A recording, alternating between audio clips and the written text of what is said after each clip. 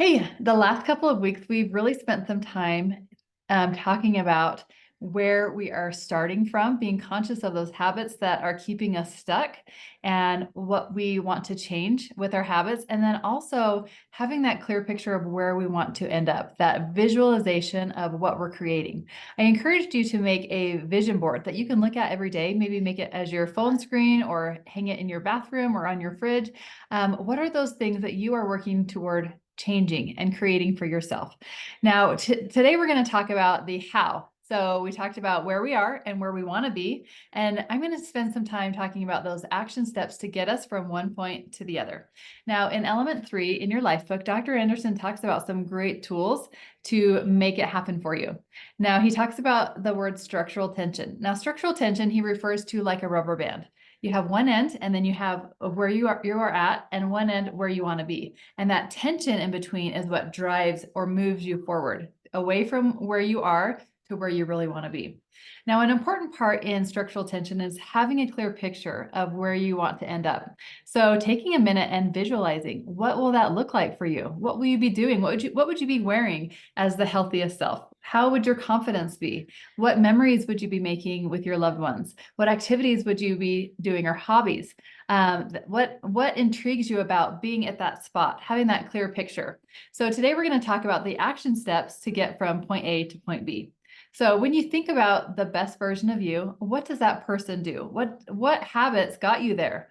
So we're going to talk about those action steps on what you need to do, those daily action steps to move forward from point A to point B. And like I said, this is called structural tension.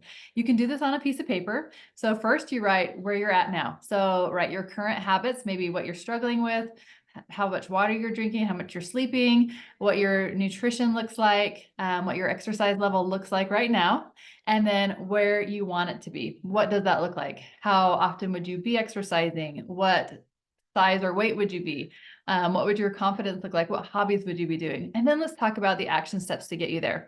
So what small daily action steps do you think you need to do to get from point A to point B? It might be drinking all your water, at least 64 ounces of water every day, and maybe giving up soda or juice, things that are holding you back. Might be exercising a certain amount of time. It might be changing where you eat out or people that you surround yourself with most often. So those daily action steps are going to move you forward. Dr. Anderson talks about creating a cue, which leads to a response and a reward. It's kind of like a triangle. So think about your cues that you have right now. There might be some unhealthy cues. It might be every time I walk down the ice cream aisle at the grocery store, I put ice cream in my bucket. That is, my cue. And then my reward is I sit down at night and eat a big bowl of ice cream. That is just like this habit loop that you're in. So what if you change that? What things could you change for healthier habits? So a healthy cue, for example, is I like to keep a glass of water next to my bed. My cue is I put my feet on the floor and I pick up the water. And then my response is I drink water. My reward is I get more water in earlier in the day, so it's easier to hit my water goal. So it might be something like that. What is the cue? It might be an alarm on your phone to eat. Your response is you eat your fuelings, and your reward is you are in a good fat burn and you're losing weight. So think about maybe the cues that are not serving you, that are triggering you to do unhealthy things or to not move forward with your goals.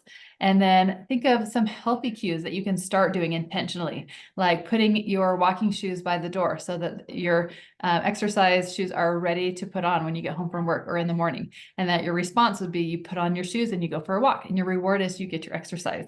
So think about what habit loops you can start doing. What cues can you do for a healthy response?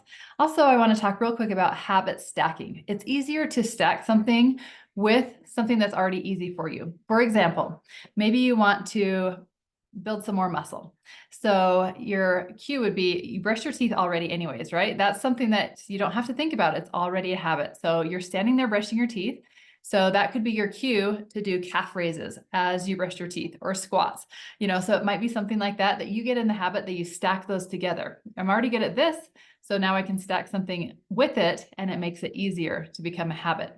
Or filling up your water and having it right next to your sink in the morning. You already walk in from work and maybe you go wash your hands and your water's already there. So it makes that habit easier to do. So next week, we're going to talk about a couple other tools, but creating a structural tension chart, number one, is a great way to see those action steps, that those little daily things that that person does to create what you really want as the best version of you. So as you look backwards from who you want to be, what does that person do every day? You didn't just magically get there. What action steps will get you there? And then creating the cue, response, and reward triangle, so that it makes it easier to get those things done, and stacking habits together with things that you already do. So those are a few homework assignments for you this week.